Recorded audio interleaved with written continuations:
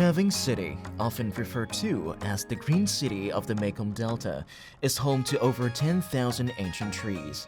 These venerable giants, some over a century old, are a source of immense pride and valuable heritage for the local people.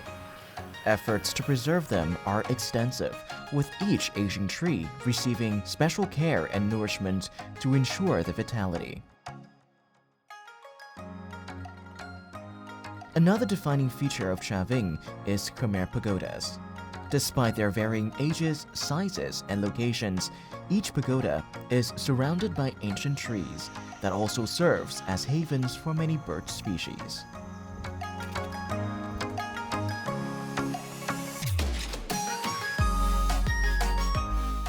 Trà Vinh is also recognized as a trailblazer in advancing wind energy projects.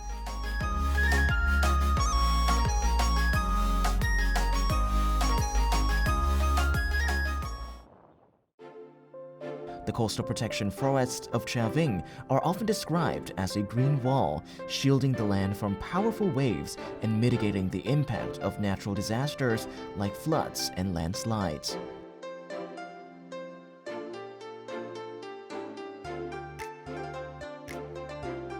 As I traveled from the land to the sea and now in this calm water of Trà Vinh in Trà Vinh mangrove, I have come to realize how deeply connected to nature the people of this land are. But our exploration doesn't end with the lush greenery. Experiencing fishing in makeshift sheds in the middle of the sea offers a rare glimpse into this challenging and unique maritime occupation. At its heart, it's a story of the sea-bound devotion shared by the region's simple and earnest fishermen. What fuels such a deep-seated love for life and tradition in this place? Let's uncover the answers in today's journey.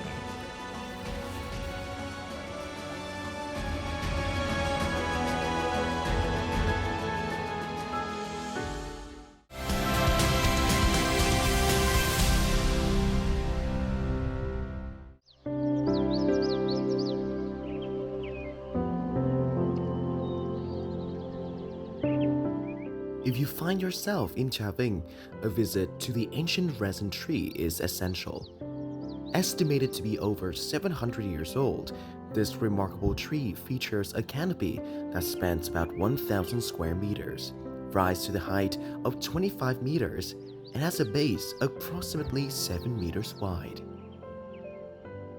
Local legends say this resin tree is 700 to 800 years old, with its origin wrapped in stories passed down through the generations.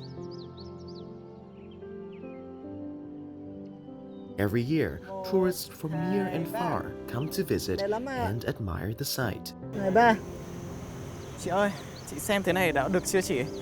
Đây này, nhìn cây xong rồi mình thấy kiểu thả vào đây này, đây nữa. Được các em nghệ thuật đẹp chụp đẹp quá. Chị ơi, thế là mọi người biết là cái cây này là như thế nào đấy hả chị? Và cây này rất là linh thiêng.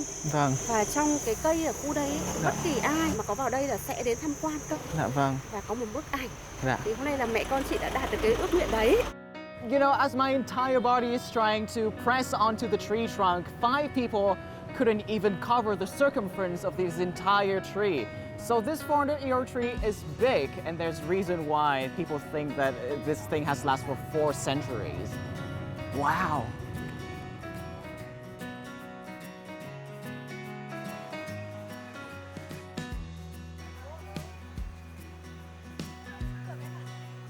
In recent years, the scene has become familiar in Trà Vinh City, the city's trees caretakers providing special care to an old, weakened tree by injecting nutrients directly into its trunk.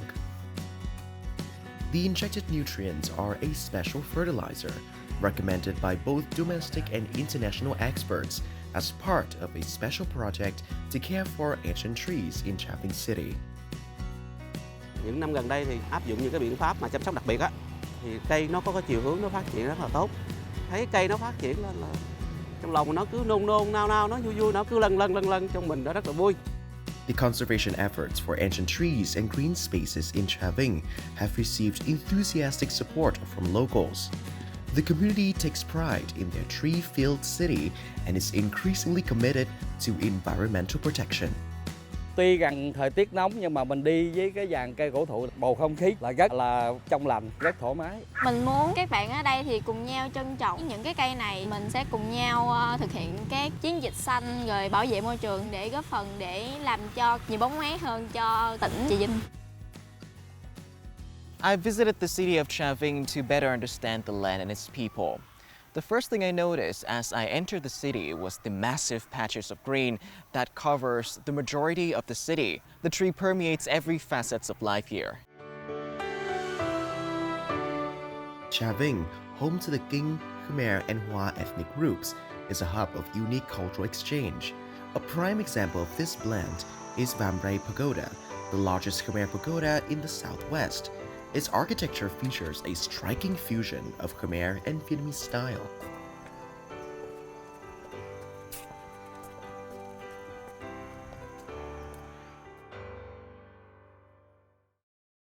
About 50 kilometers from Trà Vinh City lies Long Khánh Nature Reserve, spanning over 880 hectares.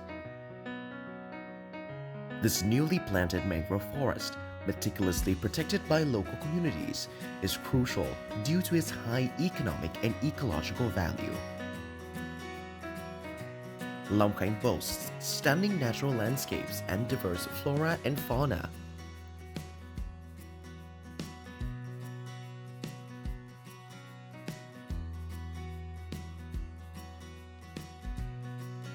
Additionally, Trà Vinh is a leader in wind energy, home to Vietnam's first and largest green hydroelectric power plant.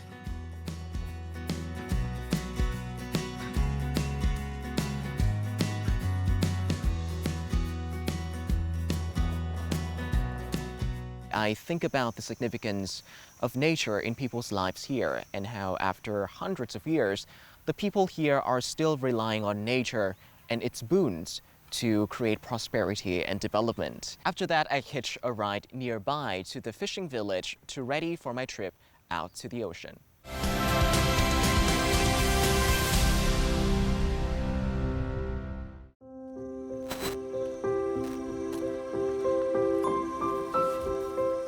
We arrived at the offshore bottom fishing village in My Long Town, Tra Vinh province, just as the fishing activities were underway. Only a few households in the village still practice this trade. We were fortunate to join Lê Minh Điền and his family on a fishing trip. With over 30 years in the profession, Điền always sets out on the 30th day of the 4th lunar month to gather fish from the offshore sheds.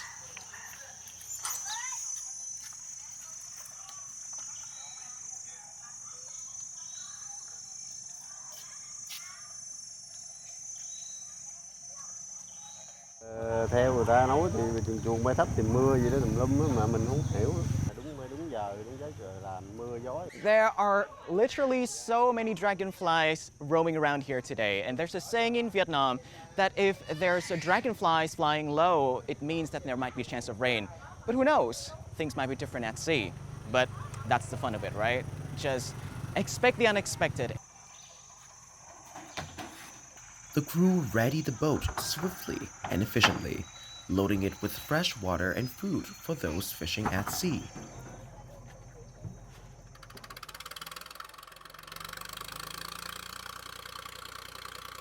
By midday, our boat set out into the open water. The weather was perfect, a gentle breeze and a clear, sunny sky.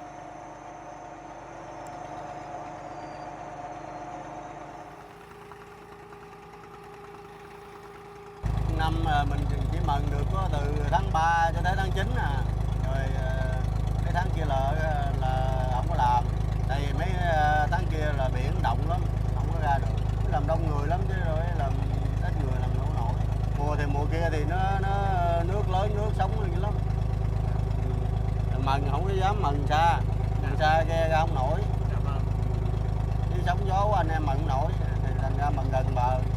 Còn như mùa này thì ít sóng, mình đi ra khơi được.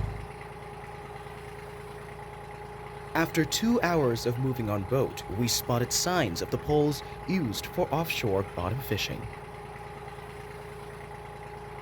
Traveling eastward by boat for about 2 hours from the coast of My Long Beach, Trà Vinh province out to the sea, where it is not just ocean, people can still be found there.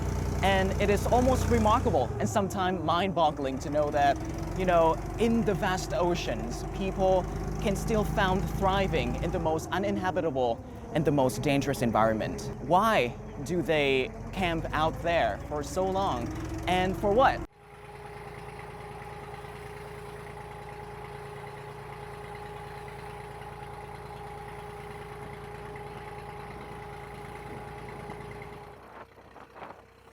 Offshore bottom fishing takes place at least 20 kilometers from the mainland, in waters 20 to 25 meters deep. This ancient practice, rooted in Trà Ving's history, is primarily found in the Cầu Ngang and Duyên Hải regions. This is a vital occupation for fishermen across the Mekong Delta, including Cà Mau and Bạc Liêu. The strange term, offshore bottom fishing, refers to the unique method of catching fishes and skrills. Wooden poles placed in the sea. Bottoms refers to large fishing nets. And the sheds where fishermen monitor their catch. Ropes connect the poles, providing both stability and a pathway for fishermen to maneuver and pull the nets.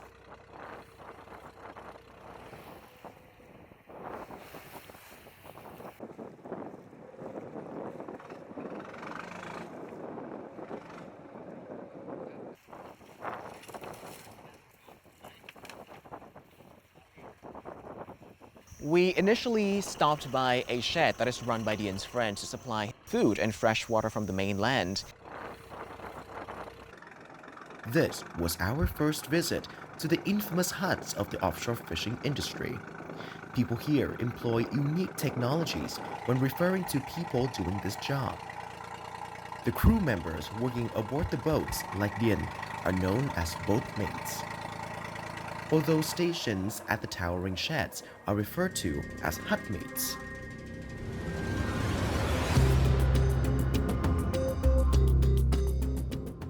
I've been to the sea quite a few times, but I've never seen something like this. I felt like a kid trying to learn how to walk for the first time. I remember I was utterly terrified because what if I fell into the open oceans, and I was trying really hard not to think about it. Climb up to a shed in the middle of the sea. I am terrified. Very terrified.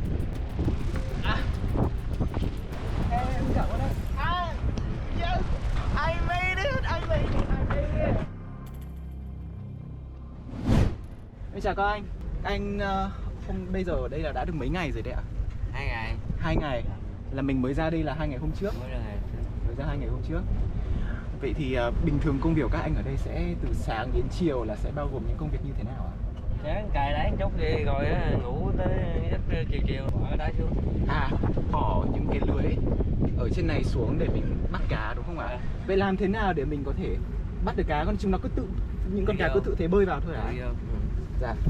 Thế thì ở đây nó có gần với những cái lạch cá hay là sao anh? Anh làm sao những con cá nó lại tìm được đường để nó bơi vào đúng cái chỗ này? Nước chảy đổ xuống mạnh lắm.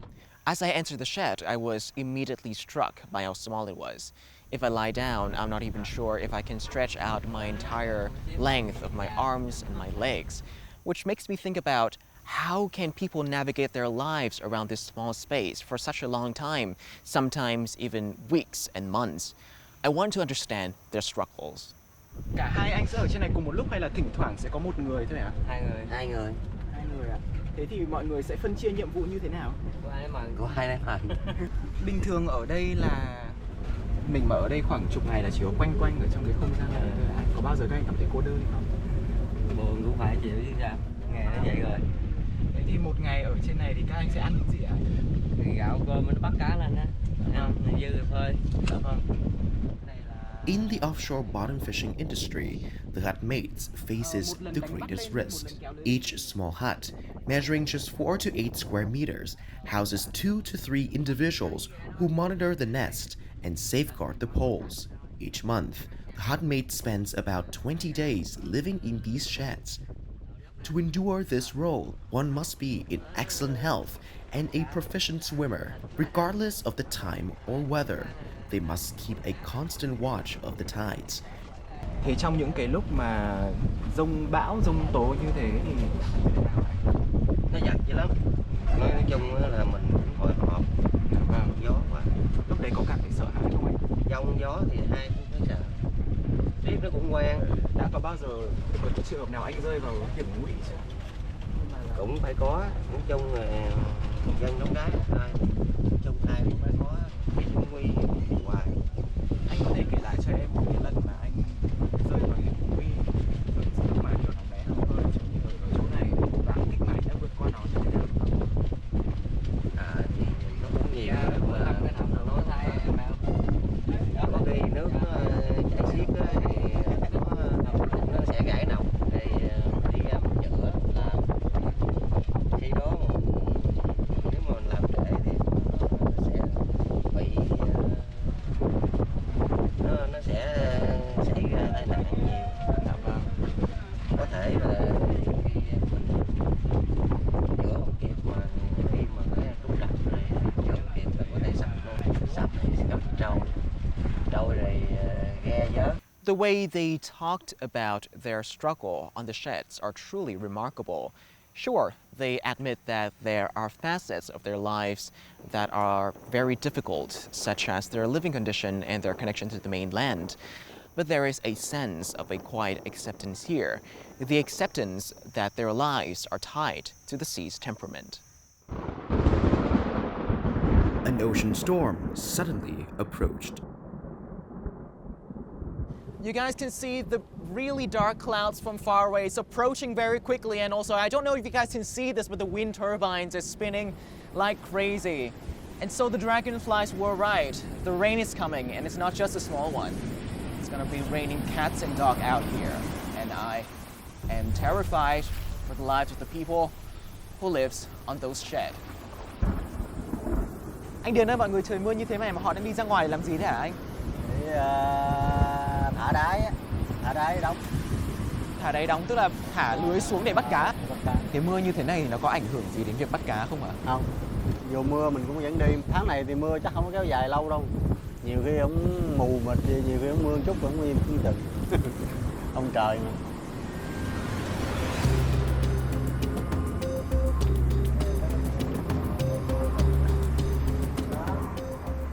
It was a pleasant surprise to know that the rain is actually a good sign for the seafarers, because after the rain, the water surface eases significantly.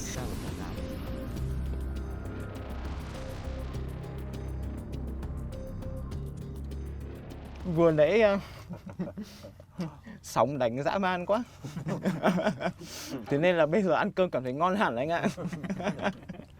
Dã man.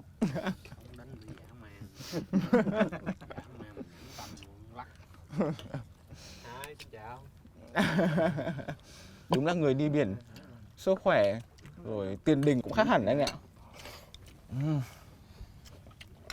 Cái gì qua trời sống đùng đùng.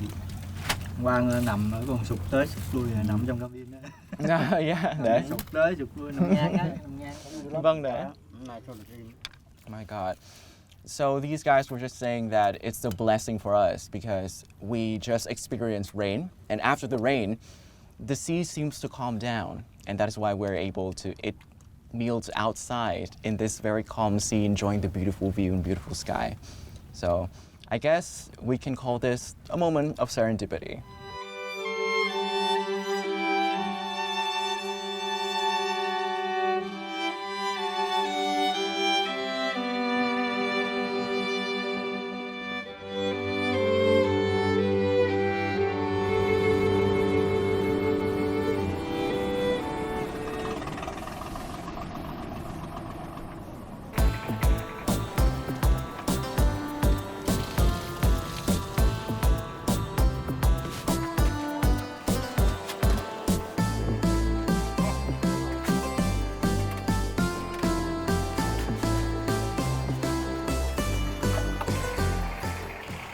Tonight was a triumphant night for the entire crew.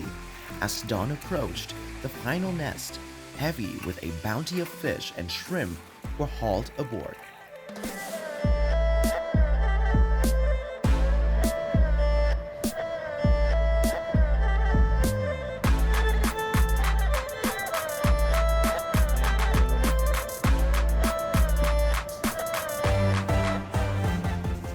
Now, would you look at that? That is the second catch of the night, and we're expected to have 10 more baskets like this to collect. And these, we have octopuses, we have fish, we have small shrimp, big shrimp. There's just a lot of variety of fishes we're having here. Look at all of the nature and the sea and the ocean has to offer to these people. Dien swiftly navigate the boat to return to dock before sunrise.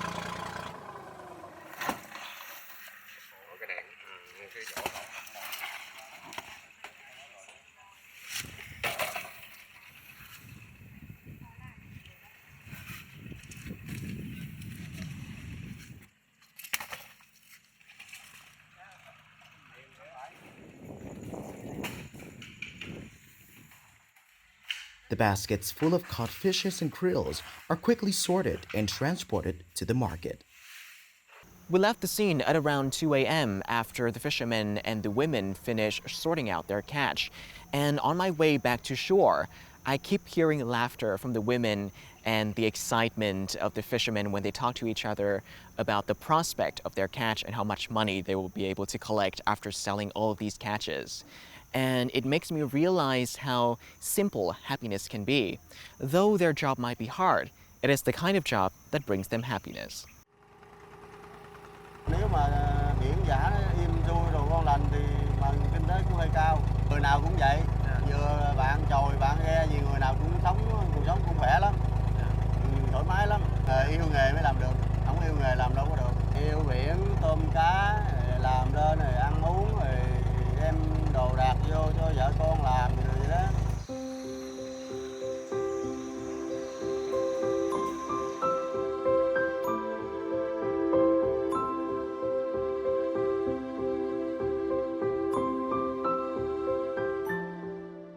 Chị Tâm ơi, thế là khi mà anh Điền đi ra biển mà như thế thì ở nhà chị có lo lắng điều gì không? Lo chứ. Trời ơi, sóng gió bằng đêm ha. Bằng đêm mà mưa giông là sáng đêm tôi không ngủ á. Bởi vì chồng con mình bằng ngoài biển nè, rồi bạn bè nữa nè. Cũng rầu lắm chứ, sao không là rầu được. Bằng biển mà. Giông gió đâu sợ lắm. Mà tại cái nghề của mình mần rồi đó, giờ quen rồi mình phải mần. Nghề làm biển này là cũng chảy trong huyết quản, chảy trong máu của người trong gia đình mình đấy chứ nhỉ? Chắc vậy quá. Cha thì cha nghề nào con nghề nấy đó. Chứ cái nghề này nó cực dữ lắm, ít có ai chọn bây giờ á ha. Con nít bây giờ á, mà không có ấy rồi cái nghề này không có biết đâu. Cái nghề này là mần á, bảo đảm không có mần mà lâu dài nữa đâu được. Bởi vì nít sau này nó ăn học nó lên bằng công ty công đồ không à. The offshore fishing profession in My Long has weathered many challenges over the past 15 years.